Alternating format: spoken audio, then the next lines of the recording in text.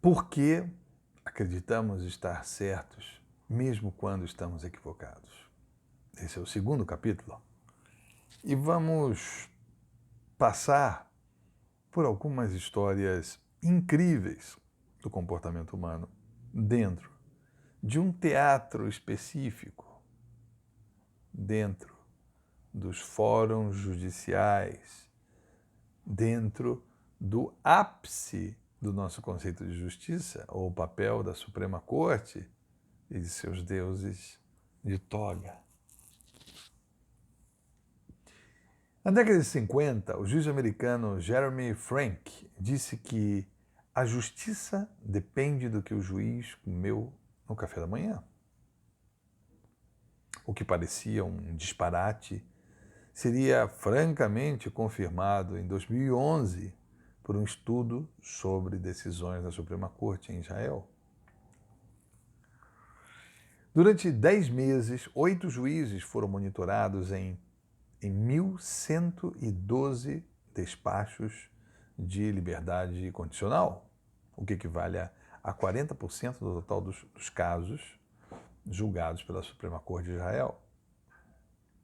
Após um farto café da manhã, servido no tribunal, no início do expediente, 75% das decisões eram favoráveis à liberdade condicional e os juízes ficavam benevolentes de estômago cheio. Mas o bom humor decaía linearmente, chegando a zero um pouco antes do almoço. Então, a comida predileta de cada magistrado era servida e as decisões favoráveis saltavam novamente para 65%, decaindo outra vez e linearmente até o café da tarde, com mais uma subida a 45% e decaindo até o final do dia. Eis o destino de nossos processos judiciais, perdidos entre torradinhas e ovos mexidos com bacon, né? Pense muito bem no melhor horário para receber um sim. Pense muito bem no melhor horário para pedir um aumento. De um lado, neurotransmissores liberados pelo prazer da comida, serotonina, ocitocina, vasopressina, diferentes tipos de dopaminas, glutamato, endorfina, né?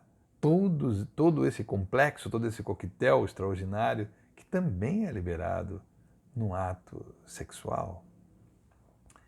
Por outro lado, de outro lado, processos em background, acumulados ao longo do dia e consumindo a nossa capacidade de processamento e tomada de decisões.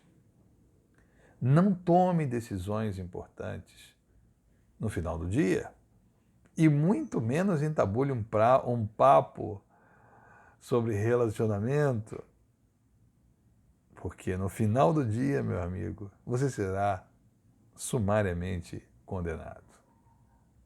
Na verdade, todos nós decaímos com a noite, isso tem um forte viés evolucionário, o nosso ritmo biológico ou circadiano, que é regulado pela amígdala, né? e particularmente a partir de um neurotransmissor chamado melatonina, né? Esse complexo, esse dito ritmo circadiano nos conta que somos definitivamente diurnos, né? Ao contrário do desejo de muitos candidatos a Conde Drácula e a seres noturnos, né? Mas essa definitivamente não é a nossa natureza. Durante um curso no MIT sobre métodos analíticos, métodos analíticos avançados, né? Eu trabalhei sobre a base de dados e os modelos da Universidade de Washington e que anteciparam com extraordinária acuracidade as decisões dos juízes da Suprema Corte americana. Isso mesmo antes dos magistrados terem sido sequer apresentados aos processos. Os estatísticos, analisando os dados históricos, né, apostaram na neurociência, apostaram nos desvios cognitivos de viés ideológico. Bastava para isso, na estratégia deles, conhecer a distribuição dos processos, ou seja, quem julgaria o caso, seu viés ideológico, liberal, conservador, assim como os respectivos viés ideológicos predominantes na instância inferior. Nos Estados Unidos são 3 instâncias, 2 julgam o mérito e a Suprema Corte analisa e referenda ou não o processual. Portanto, é uma decisão binária, ok? Eles analisaram, então, a posição binária, republicana, democrática, do juiz da Suprema Corte, mas também a posição binária, republicana, democrática, ou seja, republicana, democrata, ou seja, conservador ou liberal, das instâncias predominantes das instâncias inferiores. Mas era muito importante também a posição liberal ou conservadora do juiz que encaminhava o processo para a última instância, ou seja, para a Suprema Corte. E assim foi. Os estatísticos não entendiam nada de direito, nada, rigorosamente nada, não conheciam os juízes, confiaram apenas nos seus dados. Parecia, era claro, era evidente que havia uma correlação entre decisões anteriores e os viés políticos. E eles apostaram nisso. Bom, para competir com os modelos estatísticos, um verdadeiro Dream Team jurídico foi convocado. Eles pretendiam desbancar o modelo. 83 feras, especialistas do direito de gigantesco calibre. Estamos falando de ex-juízes da Suprema Corte, estamos falando de consultores e assessores jurídicos, dos magistrados em exercício, ou seja, os que serão testados.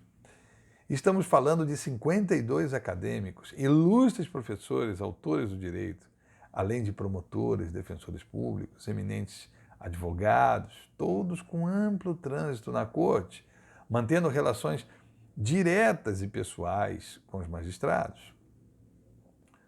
Os 9 juízes, por sua vez, conformavam, a totalidade da Suprema Corte, conformavam um grupo estável desde 1994 e permanecendo inalterados por 12 anos. Okay? Sendo assim, esse foi o elenco mais longevo da história da Suprema Corte americana, em 180 anos de existência.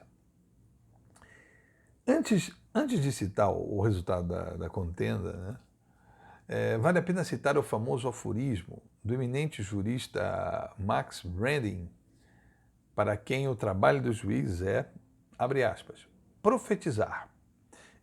E, segue ele, se a profecia estivesse sempre certa, não haveria muito crédito em profetizar, fecha aspas. Pois bem, eu lhes pergunto, profetizar ou politizar?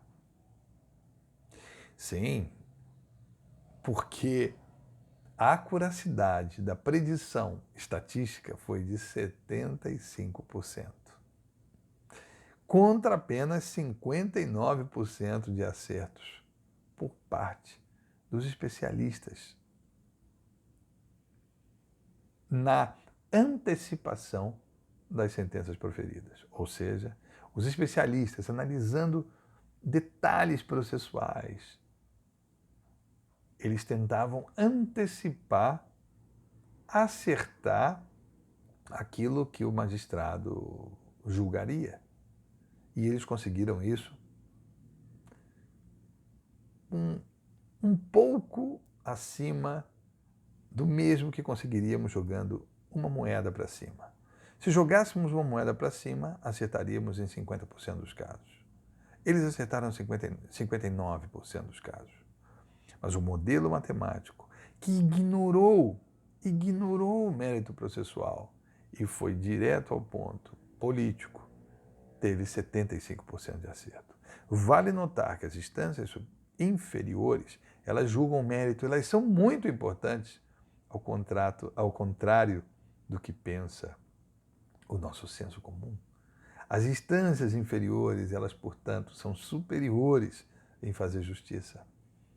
Já que as instâncias superiores, e no Brasil, isso é claro, no Brasil são 4 instâncias, 2 julgam mérito, 2 julgam processual, STJ e STF. São instâncias políticas. E quanto mais alto, mais político, mais viés ideológico. Bom, considere, e repito mais uma vez, que o papel da Suprema Corte é acatar ou não a condução processual nas instâncias inferiores. No caso dos Estados Unidos, 2 instâncias inferiores, Suprema Corte. No caso do Brasil, 2 instâncias inferiores e logo o STJ e o STF. Okay?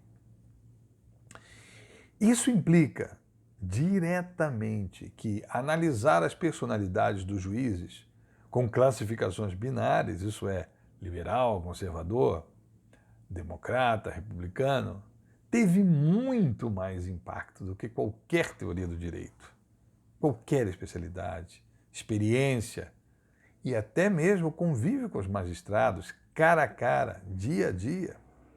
Aliás, como eu já disse, os especialistas não fizeram mais do que faríamos com uma moeda da sorte. Bom, pensem na sorte dos nossos processos judiciais quando chegam à Suprema Corte. Lá embaixo, nós temos o trabalho policial, o trabalho do Ministério Público, nós temos outras questões envolvidas. Mas, quando nós vamos subindo o nível do discurso, subindo o nível hierárquico, nós vamos baixando o nível do discurso. Isso é muito importante.